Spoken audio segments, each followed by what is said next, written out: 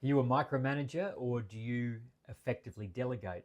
I'm sure if you know you're a micromanager, you don't want to be. So these are the two attributes that we need inside our teams to be able to delegate more and more.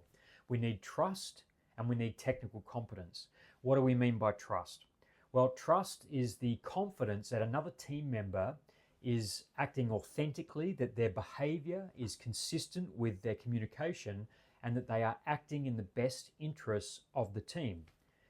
Competence is very simple. It's the technical competence that's required to perform the task.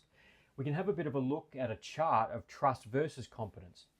If we have area 1 here, low trust and low competence, then we basically can't delegate, because we don't know if the team members are going to behave in the best interest of the team, and we also aren't confident that they are technically competent to perform the task. Areas 2 and 3. Area 2, we have high trust, so maybe they're a team that we've worked with before, but they're performing a task that they aren't that competent in. So in that case, we can't completely delegate the task to them. In area 3, we have a very, very competent team, maybe a team of star performers, but we actually don't know them. So we don't have that confidence in them that they're going to act in the best interest of the team. They're basically unknowns. In this case, again, we can't completely delegate the task.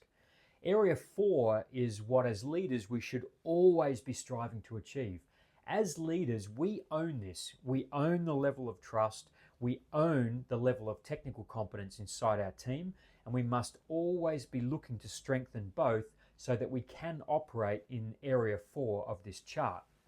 In area 4, we can delegate the complete task, the whole task cycle, planning, briefing, executing, and debriefing to our subordinate team members.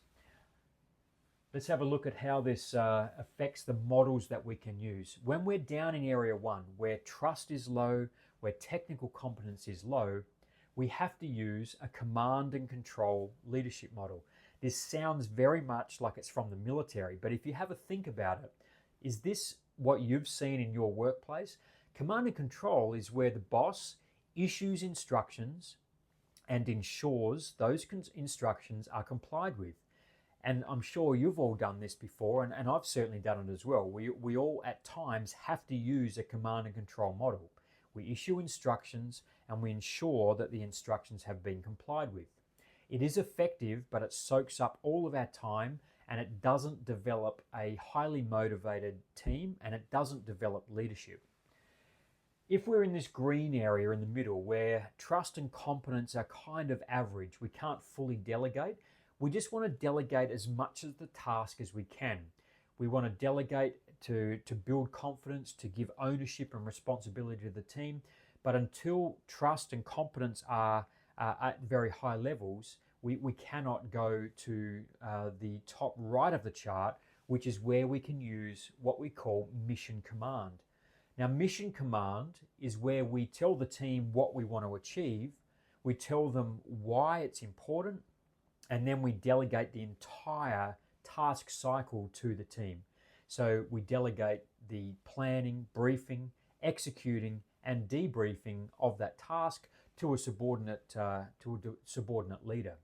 This is fantastic because it builds highly empowered, highly energized and motivated team members. It builds leaders, and importantly for us, it gives us the ability to continually step back and continue to monitor the big picture, which we need to do to identify any threats or any changes to the operating environment. So as a leader, you own trust, you own technical competence, and it's your remit to continually strengthen both of these so that you can move to the top right of the trust competence chart.